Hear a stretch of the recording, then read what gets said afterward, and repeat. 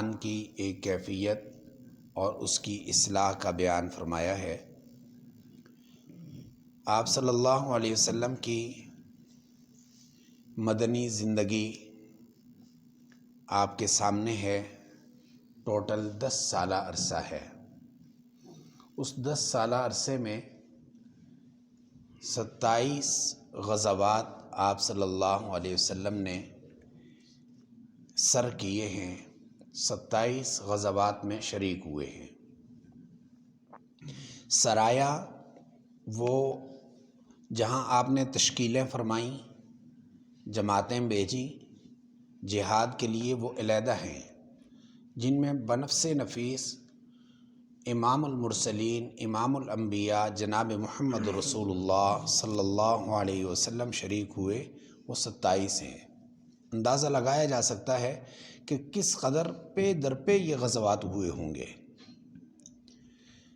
ہم اپنا ہی حساب لگا لیں، محاسبہ کر لیں کہ اگر سالانہ چلہ لگ جائے تو آدمی اپنی طرف سے بری الذمہ سمجھتا ہے کہ میں اس سال کم از کم دین کا کام کر چکا ہوں۔ وہ سال اپنے لیے ایک خوشی کا سال سمجھتا ہے، پھر اگلے سال پھر آخر ہو جاتا ہے، تیاری کرتے کرتے کرتے۔ یہ ہماری روش ہے۔ صحابہ کرام حضور صلی اللہ علیہ وسلم خود تشریف لے جائیں تب بھی ساتھ ہیں، اور حضور نہ جائیں تب بھی صحابہ جاتے تھے۔ تو ان کی کتنی تشکیلیں مسلسل، اور صرف یہ اسفار دعوت کے نہیں تھے، اس میں ساتھ جہاد بھی تھا۔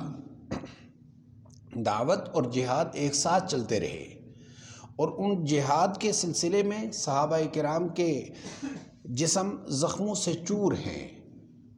کہیں ایک گہرا زخم لگ گیا، وہ مندمل ہوتے ہوتے دوسرے غزوے میں چلے گئے، وہ جسم زخموں سے چور ہے۔ ایسے عالم میں آخری غزوے کی تیاری شروع ہے، غزوہ تبوک کی، اور آپ صلی اللہ علیہ وسلم نے پہلے سے تیاری شروع فرما دی۔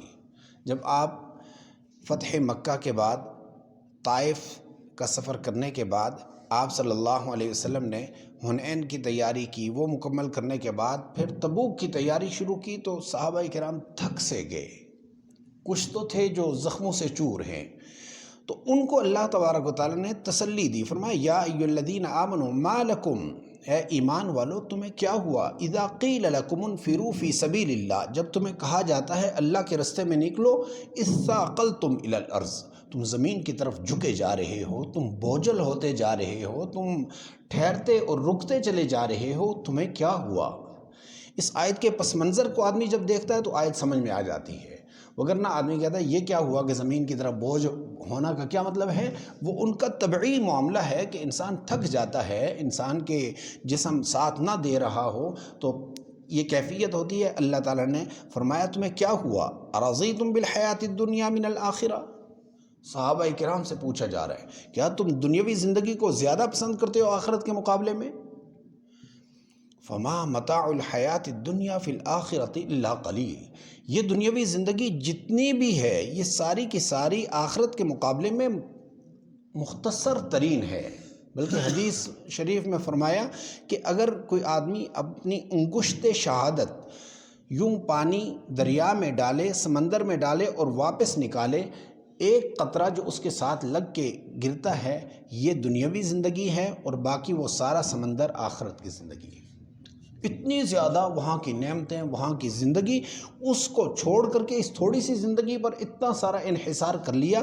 فرمایا فما متاع الحیات الدنیا فی الآخرۃ الا قلیل الا تنفروا یعذبکم عذابا علیما، اگر تم میں سے کا کوئی شخص، اگر تم نے نکلنا چھوڑ دیا، یعذبکم عذابا علیما، تمہیں عذاب علیم پہنچنے والا ہے، ویستبدل قوما غیرکم ولا تضروہ شیئا، اور تمہاری جگہ پر دوسری قوم کو لایا جائے گا جو یہ کام کرے گی۔